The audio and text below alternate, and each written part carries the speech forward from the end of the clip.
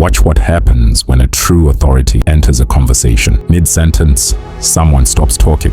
Eyes shift. The room reorganizes itself around their presence before they've said a word. This isn't charisma. It's not charm. It's something else entirely. You can learn it. Here's how. Most people leak authority before they open their mouths. They telegraph uncertainty through 1,000 micro behaviors they don't even notice. The fidgeting hands, the upward inflection that turns statements into questions, the rushed delivery that screams, "Please validate me." You're fighting your own nervous system. When stakes rise, your body defaults to appeasement. You smile when you should be neutral. You fill silence because it makes you uncomfortable. You add qualifiers, maybe, just, I think, that drain your words of power. The room reads this instantly, not consciously, but they feel it.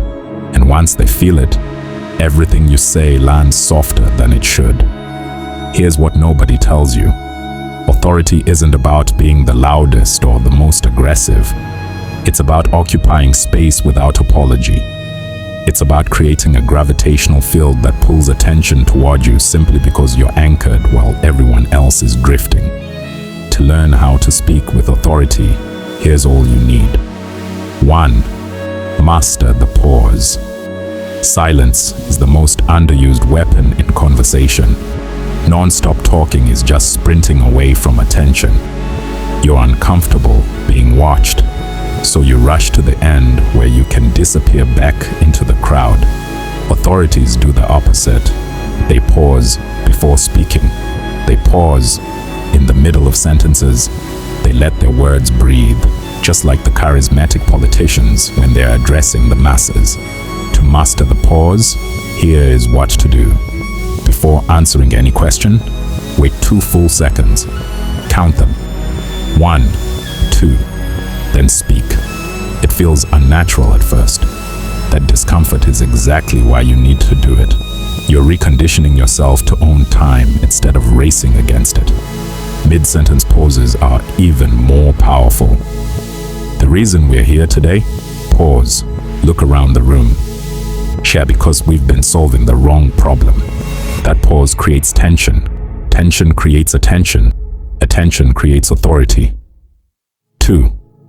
Drop your voice at the end of sentences. Listen to uncertain people. Their pitch rises at the end of statements. We should probably move forward with this plan. It's a statement pretending to be a question, begging for approval. Authorities drop their pitch. We're moving forward with this plan. Period. Downward inflection. The falling tone signals this is decided, not up for debate. Practice by recording yourself. Read statements aloud. Exaggerate the downward inflection until it feels almost comically low. That's your new baseline. What feels like too much to you sounds like confidence to everyone else. 3. Eliminate verbal filler completely. Every like and you know is a tiny authority leak. They signal, I'm not sure what comes next. I'm buying time. I'm uncertain. Here's the fix. Replace filler with silence. When you need a moment to think, stop talking. Just stop. The silence feels massive to you. To others, it reads as thoughtfulness. Train this deliberately. Set a timer for 2 minutes. Speak about anything. Every time you feel an coming, stop instead. Hold the silence. Then continue. Do this daily. Your filler will disappear within weeks. 4. Reduce your speaking speed by 30%. Fast talking signals anxiety. You're worried about losing attention, so you rush to cram everything in before people tune out. Authorities speak slowly.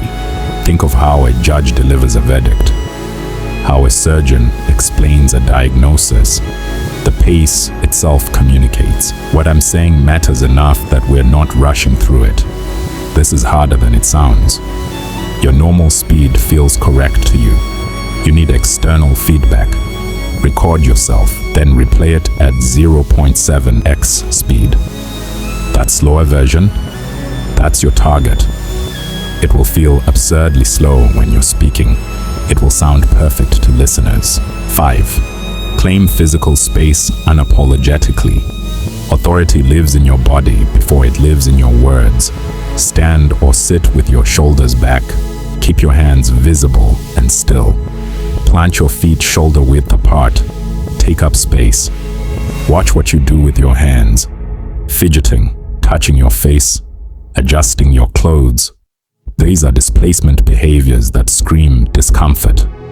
Instead, when you're not gesturing, let your hands rest completely still at your sides or on the table. The stillness itself commands attention. When you do gesture, gesture with purpose. One clear motion to emphasize a point, then stillness again. Think of conducting an orchestra versus swatting at flies. One looks authoritative, the other looks frantic. 6. Use the authority formula for assertions. Weak. I think we might want to consider possibly doing X. Strong. We're doing X. Here's why. The formula is simple. Statement, evidence. One sentence each, no qualifiers. This project is failing. Pause. We've missed 3 deadlines and burned 40% of the budget with 30% of the work complete. Notice what's missing. I feel, maybe, sort of, kind of.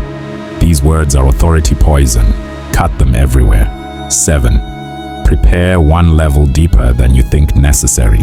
Authority comes from certainty. Certainty comes from preparation. When you know your material cold, it shows. You don't hedge. You don't reach for words. You don't need notes. Here's the standard. If you're speaking for 10 minutes, prepare for 30.